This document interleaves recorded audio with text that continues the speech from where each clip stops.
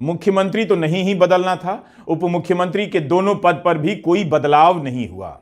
इस बार के जनादेश में अगर किसी बड़ी उम्मीद की लहर थी तो आज के समारोह में वह लहर नजर नहीं आई।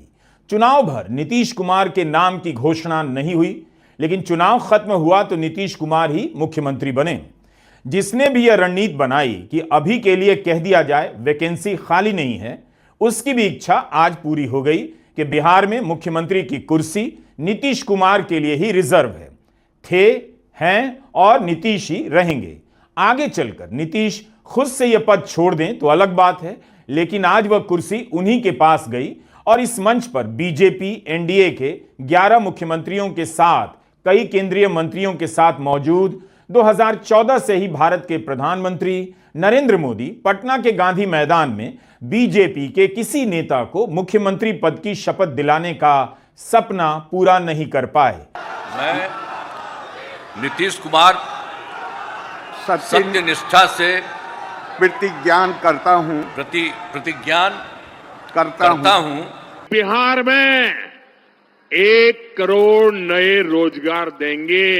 मैं विधि द्वारा स्थापित भारत के संविधान के प्रति सच्ची श्रद्धा और निष्ठा रखूंगा। अब पश्चिमी कोसी नहर बनाकर मिथिलांचल की 50 लाख हेक्टेयर भूमि को सिंचित करेंगे और मिथिलांचल को बाढ़ मुक्त बनाएंगे। मैं भारत की प्रभुता और अखंडता अक्षुण्ण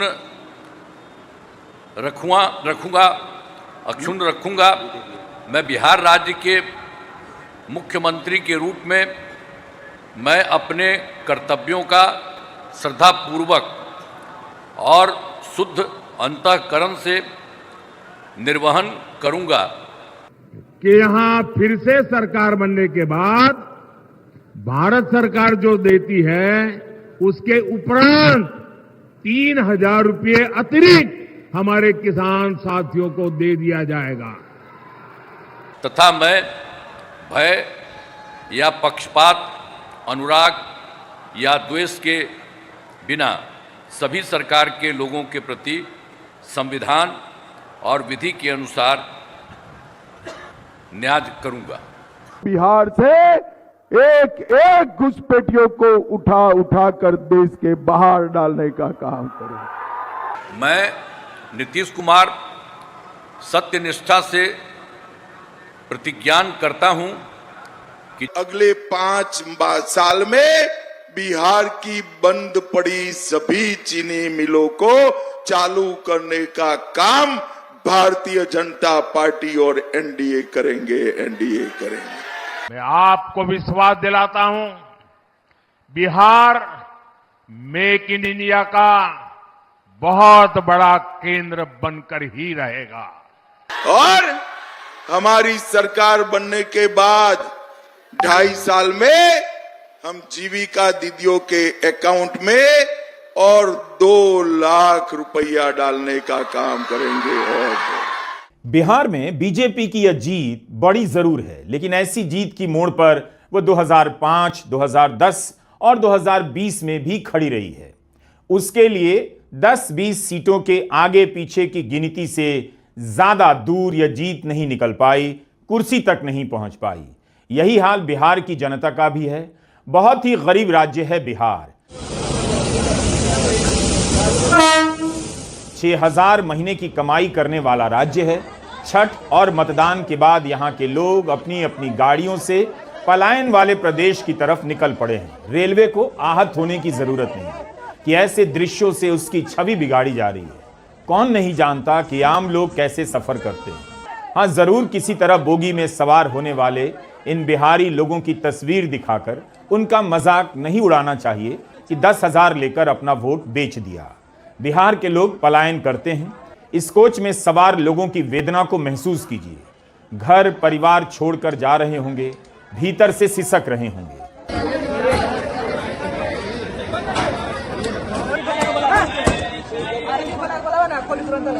उम्मीद की जानी चाहिए कि जो लोग इस तरह की बोगियों में सवार नहीं हो पाए, बिहार से बाहर जाने की ट्रेन नहीं पकड़ पाए, उनके लिए इस बार बिहार में काम पैदा होगा। इस दिशा में बिहार कुछ करेगा कि लोगों का भर भर कर बाहर जाना बंद हो, वापसी ना भी हो, लेकिन यहां रह गए लोगों को काम मिले, काम से ज्यादा 6,000 से अधिक उनकी कमाई पहुंचे। नीतीश कुमार जी को बोलिएगा कि अभी भी 2005 ही है। जो बोलते हैं ना कि 2005 की सरकार सही नहीं था, आज तक 2005 ही में जी रहे हैं हम। कुछ उम्मीद नहीं है, सिर्फ उम्मीद यह है कि एकाध मंदिर फिर बनेगा राम मंदिर की जगह, यही उम्मीद है बस।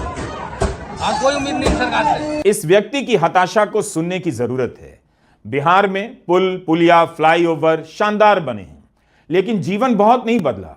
इसके लिए बिहार अभी भी 2005 में ही नजर आता है।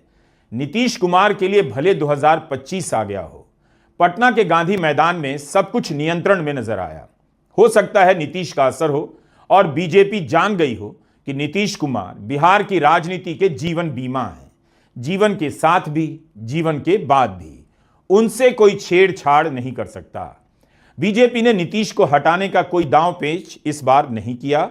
अगर कोई इरादा था भी तो उसकी जानकारी मुझे नहीं।